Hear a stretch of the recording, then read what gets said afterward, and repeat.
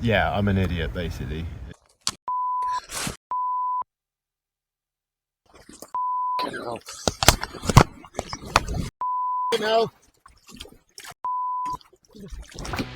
Welcome. First of all, thanks a lot for joining me. It's January, so I've not got too much work on, and with that, I decided to paddleboard the length of the River Thames. After plenty of route planning and sleepless nights of preparation, I was off. But unfortunately, as you'll see in this video, it didn't go to plan. It's early. Dark, isn't it?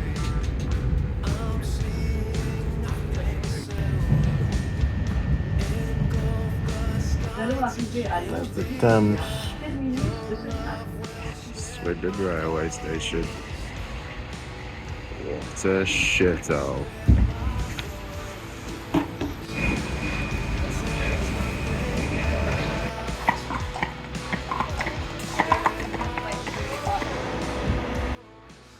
So we're in Cricklade.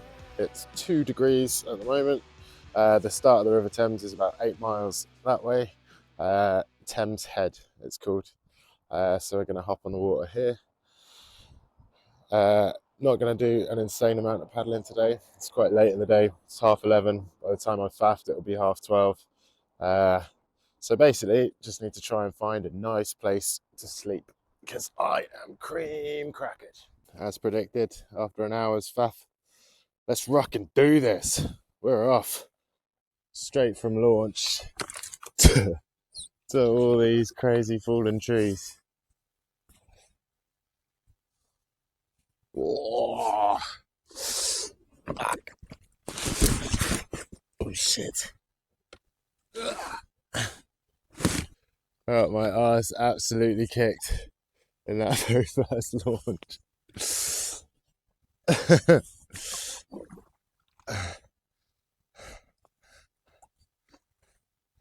So I think it's very much a Neil jobby for now.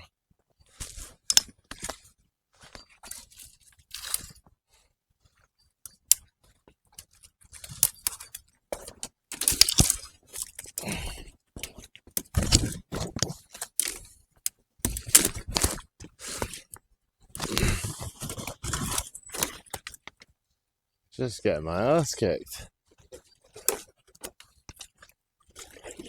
In the trees.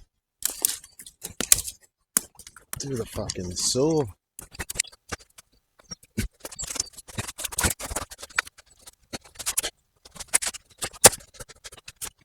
I don't know how to get out of this. I'm wedged sideways. Yes. Nose is straight. Love to say no trees were harmed in this, but it's them or me at this point. Freedom! Oh man, that was intense. That was intense. Now I got a bridge coming up. Alright. So I got this little bridge here. I need to get under.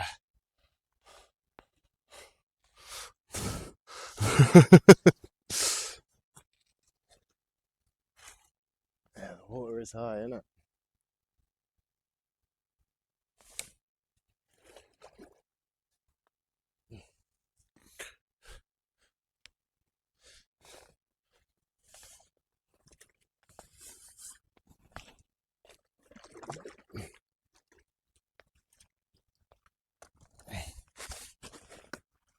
Oh fuck. Fuck.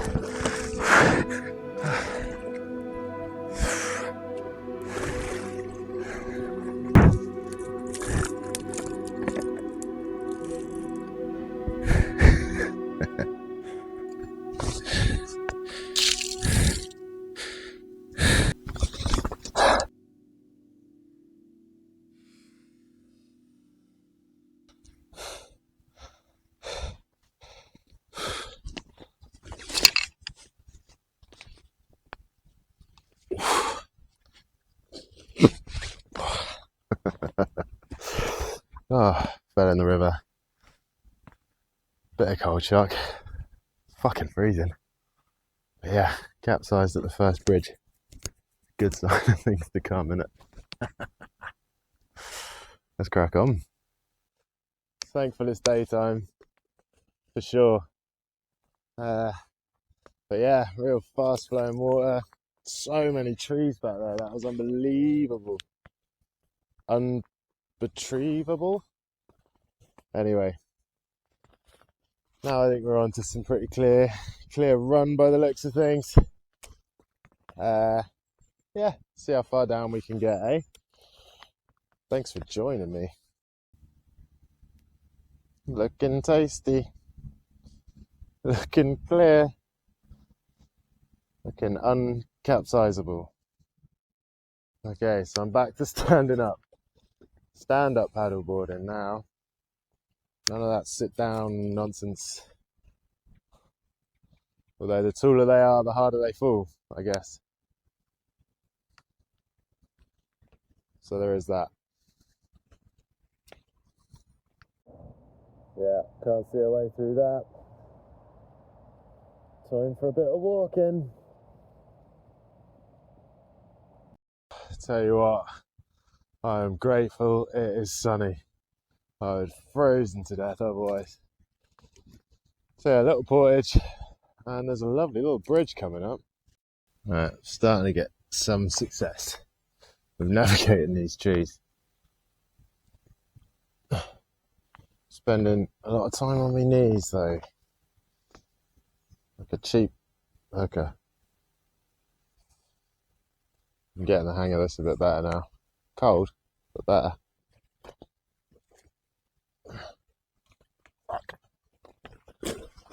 Fucking hell. Fucking hell.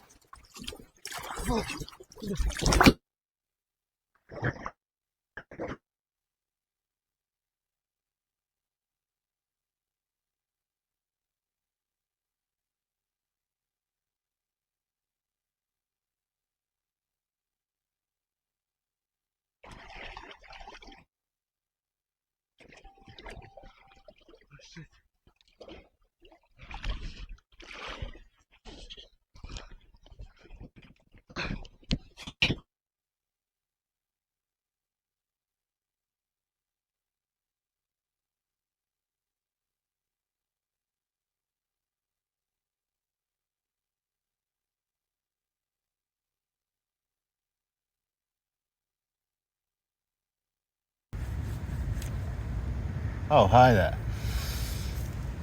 So, today, I was going to record this earlier, but I've made myself at home, set my priorities straight. Some wood, fire, genius little hanging rack. Try and dry off my stuff from falling in. Don't know how much I can show you. I lost a camera, I lost some microphones. Yeah. I was going to say it's a shame I lost the camera, but it's what it is, isn't it? So we'll see what you see. But yeah, I set off and it was crazy flow. It's funny, I phoned my parents earlier, told them I was going incognito for a bit. They said, have you checked the water height? And yeah, sure enough, I had checked the water height, but I hadn't compared it to much. I'd sort of compared it to last year, which seemingly was mental too. So yeah, the water's super high, like you'll see on some drone footage and stuff, like there's a lake behind me and that's just a field. And when I was on the paddleboard, I was going over sort of like submerged trees and you could see the top of them and stuff. You could see where the riverbank should have been, and it was about sort of 2 meters maybe higher than it usually is, I guess. Yeah, I'm an idiot basically, it just goes to show. And I completely ignored like the most basic shit as well, like wear a wetsuit. You know, I just wore clothes. I don't really fall off of paddleboards. Yeah. So the first one just made me laugh when I fell off. There was a bridge and it was super low, like the paddleboard and my stuff would fit under it, but I couldn't. And I was too busy laughing that the paddleboard went sideways, and then the flow of water sort of tipped it up and and pushed me in the water, which I found funny enough, and didn't feel cold or anything. And then I got off and walked around some trees, and where I got back in, it was just like unnavigatable. And then I got wedged in between these two big trees, and really quickly just like wedged and vloomp, fell off. And yeah, the current had all kind of funneled through this one little tiny bit, so it was super strong. And I fell off there, and like my paddle started floating away really quick, and yeah, I saw the microphone come off and it just went forth, and I was like, Jesus Christ. And then yeah, I was being pulled along crazy amounts. Yeah, it took like an awful lot of strength to sort of clamber back up on the tree. And yeah, as I say, salopettes, I wore them as a windproof thing because it's cold, not thinking I'd go in the water, but salopettes are incredible until they're full of water. So it was heavy. Yeah, there was a split second where I was a bit like fuck, and I thought I was gonna be separated from my paddleboard and all my clothes and stuff, so I was a bit worried about that, because if I lost all my clothes, then I would have been absolutely freezing in the middle of duck ass anywhere. Thankfully my clothes were bone dry, my sleeping bag's dry other than the head, but I dried it off by the fire. And yeah, I mean, dry bags are good, but they're not flawless. It's not a kayak, is it? The paddleboard had capsized at the tree, so all the bags and everything were underwater. So yeah, getting off that tree, I had to right the paddleboard, which was tough.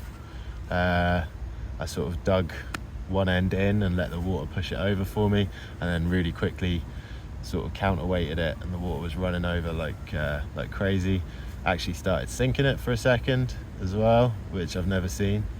So that was a new experience. That was fun.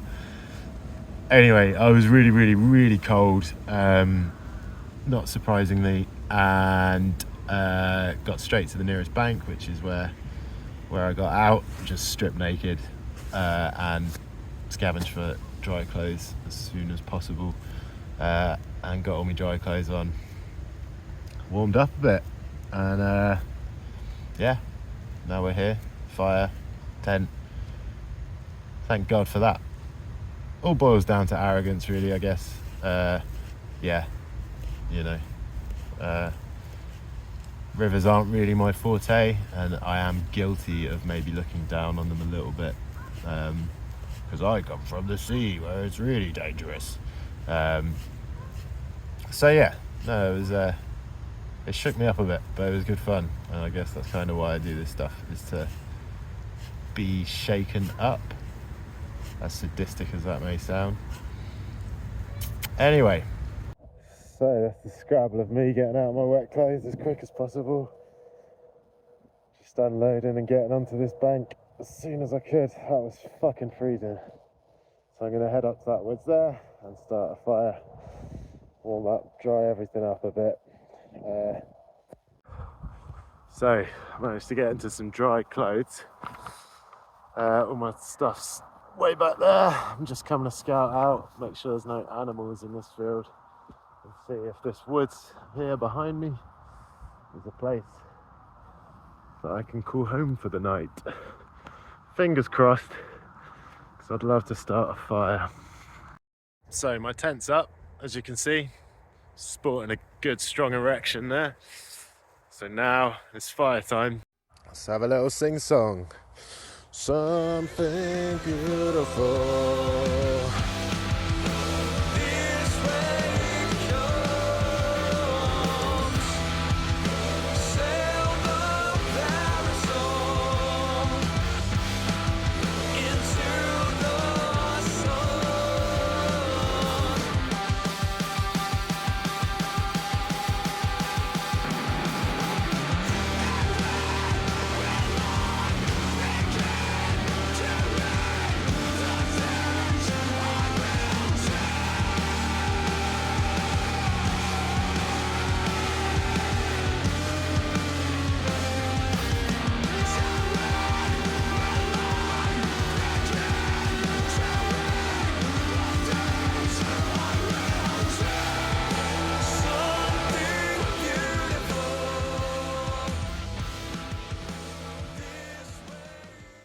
Currently towing that fine line between trying to dry my stuff out and melting my shit.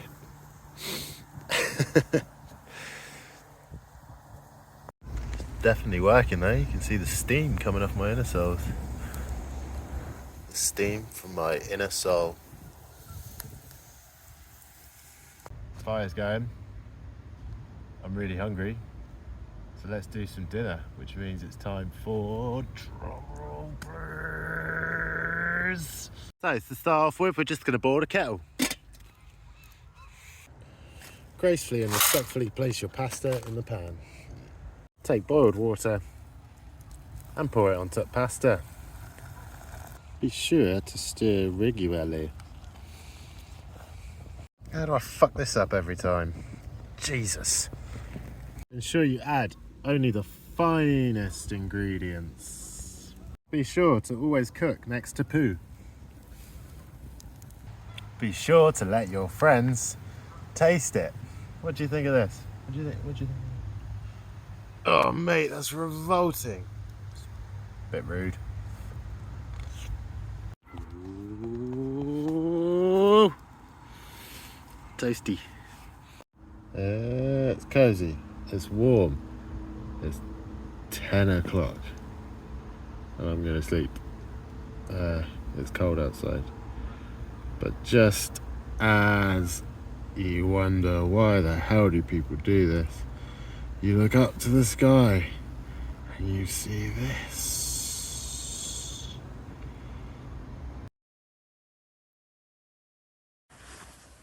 Oh, it's all in my hair.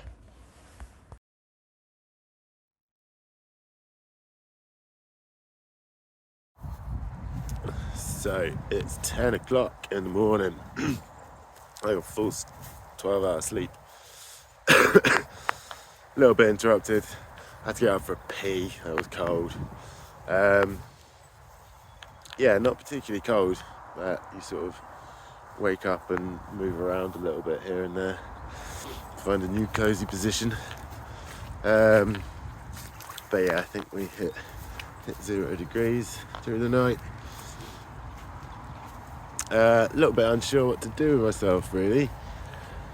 It's a hell of a faff walking all that stuff. So I'm going to start off simple and make a coffee, and then I think I can see a bridge over there, pack up all my stuff and stroll on down that way, relay styley, one bag, one paddleboard. Yeah, I had a look at the river. I flew the drone down to see if there was more trees. Yeah, there's more trees and more rough water. So yeah, I need to think of something else, really.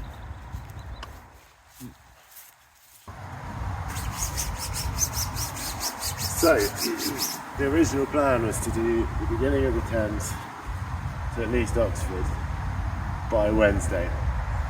But looking at all of the canal and river trough stuff, everywhere's going to be more or less the same. So as much as it pains me, I'm going to have to pack up all my stuff and head home. Just goes to show, eh?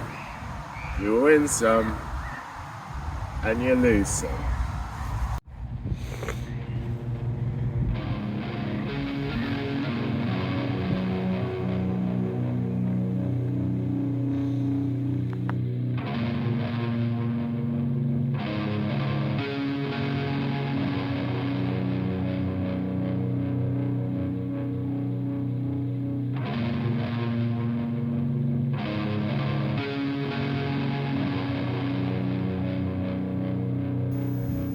So, after spending an hour or so looking at the options, various other canals and rivers, airway boarding all over the UK, I knew that this week wasn't the week. Sheer willpower wasn't going to do it. So my main concern now was shedding weight, as I knew it was going to be a hell of a mission to walk back. So, nice day, isn't it? It's beautiful. This bag, paddleboard, it does have wheels. They're a bit useless on mud, so I need to do like a relay rally baton style thing until I can find some kind of concrete path, I guess, for the wheels. So I'll do a few back and forth, see how long it takes me to get back to Cricklade. Lovely.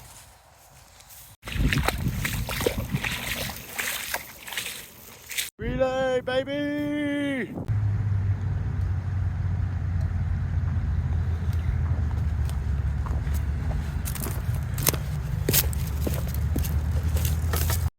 Approach relay point number 2. See you in a minute, bag. So this is where it all went shit tong. So I think my paddleboard got caught in the trees over there between that bit, and you can see that fast flowing water. That's where it capsized me. Yeah, real fight to get it back. And then this bridge was the final straw. As you can see, the water's going like a whippet. And I sort of, yeah, the board goes under, but I don't. And it knocked me off, and I was like, right, that's enough. Fuck this. I'm done. This can be demonstrated by a nice game of poo sticks. P.S. This is not real poo. Well, he's going for it.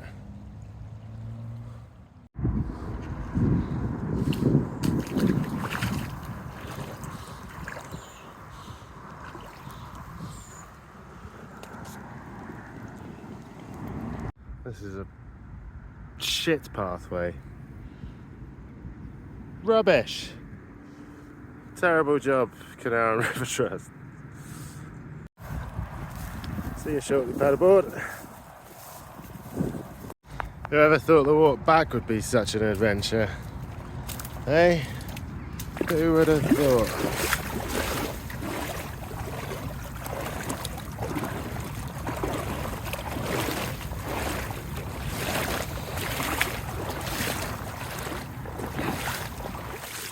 Shit, nearly.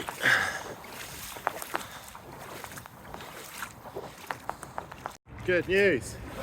I said the paddleboard bag has wheels and it will work on concrete surfaces. Found a concrete surface, but it's underwater. All in all, this walk ended up being 3.5 hours. A walk which Google Maps said would be 26 minutes. But with my bags and the water beneath me, yeah, that's how long it took. Followed by a glorious 1.5-hour wait for a bus in the middle of nowhere.